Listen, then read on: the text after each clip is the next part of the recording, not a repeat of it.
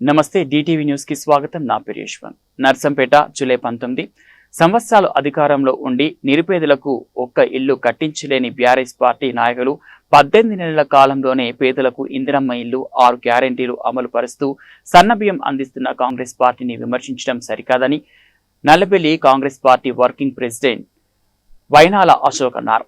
శనివారం కాంగ్రెస్ ముఖ్య కార్యకర్తల సమావేశం శ్రీపతి సుమన్ అధ్యక్షతన ఏర్పాటు చేశారు. ఈ సందర్భంగా అశోక్ మాట్లాడుతూ ఈ కార్యక్రమంలో గ్రామ పార్టీ ప్రెసిడెంట్ పోగుల కుమారస్వామి, ఉపాధ్యక్షులు అడుపరాజు, ప్రధాన కార్యదర్శి వక్కల యోగేశ్వర్, మాజీ ఉప సర్పంచ్ వడ్లూరి రమేష్, మాజీ ఎంపీటీసీ రాజకుమరయ్య, విద్యా కమిటీ చైర్మన్ కోడూరి రాయసాబ్, పాక కుమారస్వామి, అడిచర్ల శ్రీనివాస్, గుంచాల రాజు, చిందెం కుమార్, మెరుగు మల్లయ్య, అడుప సాంబమూర్తి, మట్టికే గోపాల్, వినయ్, మామిడి శ్రవణ్, కాంగ్రెస్ పార్టీ నాయకులు పాల్గొన్నారు.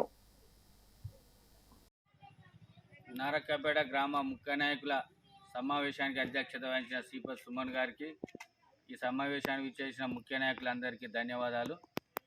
నిన్న నారక్కపేట గ్రామంలో ఏర్పాటు చేసిన బీఆర్ఎస్ పార్టీ కార్యకర్తల సమావేశంలో బానత్ సారంగపాణి బీఆర్ఎస్ పార్టీ మండల అధ్యక్షులు కాంగ్రెస్ పార్టీపై చేసిన విమర్శలను ఖండిస్తున్నాం.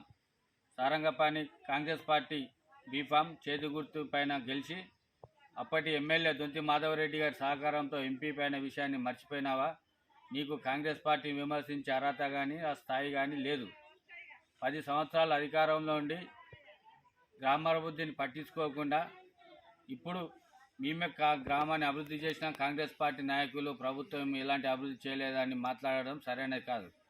మీరు చేసిన అభివృద్ధి ఏందో, మేము చేసిన అభివృద్ధి ఏందో గ్రామస్తుల సమక్షంలో చర్చకు మేము సిద్ధం. మేము చేసిన అభివృద్ధి తప్ప గ్రామంలో ఎలాంటి అభివృద్ధి మీరు చేయలేదు. దీనిపై మీరు ఎక్కడికి ఏడా కూర్చొని మాట్లాడడానికి మేము సిద్ధంగా ఉన్నాం. కుల సంఘాల బిల్డింగ్ కట్టిస్తానని మీ నాయకుడు పల్లెనిద్ర చేసి కొబ్బరికాయలు కొట్టిళ్ళు, ఆ విషయం మర్చిపోయాడు.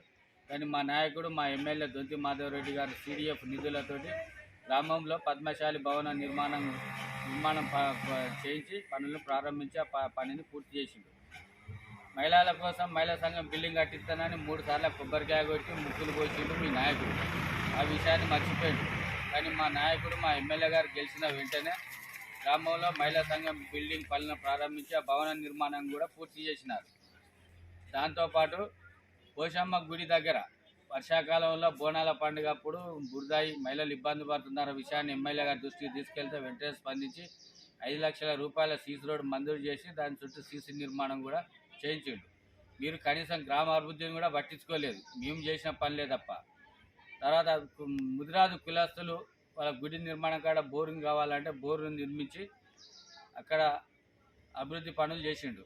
పాఠశాలలో వర్షాకాలంలో బురదాయి, వర్షాకాలం గ్రౌండ్ లేక పిల్లలు ఆడుకోవడానికి స్థలం ఇబ్బంది అవుతుందని అని ఎమ్మెల్యే గారు దృష్టికి వెళ్తే హై స్కూల్లో, MMPS స్కూల్లో మొరం నుంచి గ్రౌండ్ వర్క్ చేసిండు, ప్లే గ్రౌండ్ ఏర్పాటు చేసిండు.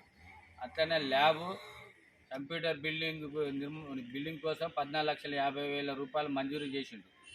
మళ్ళీ SC సబ్ ప్లాన్ కింద SC కాలనీ సీసీ రోడ్డు నిర్మాణం కోసం 15 లక్షల రూపాయలు మంజూరు చేయడం జరిగింది ప్రస్తుతం. ఇందులో ఈ గ్రామంలో మన నారక్కపేట గ్రామంలో కాంగ్రెస్ పార్టీ ఎమ్మెల్యే దొంతి మాధవరెడ్డి గారు చేసిన అభివృద్ధి తప్ప మీరు చేసిన ఎలాంటి అభివృద్ధి లేదు. దీనిపై మేము బహిరంగ చర్చ సిద్ధం. మీరు సిద్ధమైతే రండి, నిరూపించండి మీరు చేసిన అభివృద్ధి.